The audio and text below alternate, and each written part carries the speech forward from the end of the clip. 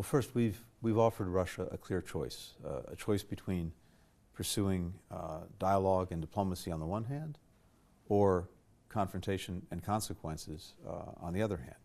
And we've just been engaged in an intensive series of diplomatic engagements with Russia, directly between us through the Strategic Stability Dialogue, at NATO with the NATO-Russia Council, at the OSCE, the Organization for Security and Cooperation in Europe. And my hope remains that Russia will pursue that diplomatic path. It's clearly preferable.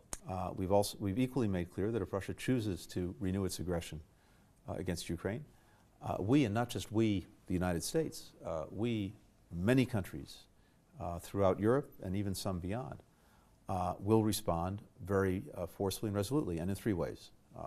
First, we've been working intensely on elaborating extensive sanctions, financial, economic, export controls, and others. Doesn't include cutting from SWIFT. Doing that, I'm not going to get into the details of what they are, but we're doing that in very close coordination with European allies and partners.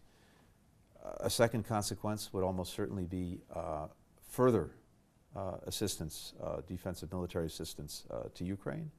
And third, it's almost certain that NATO would have to reinforce its own defenses on its eastern flank.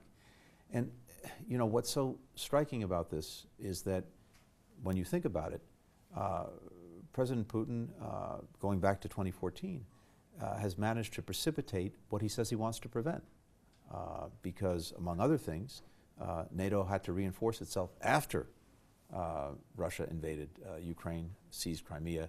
We've laid out the consequences clearly for Russia, but also the far preferable path of resolving differences diplomatically, and we'll see which path President Putin decides to take.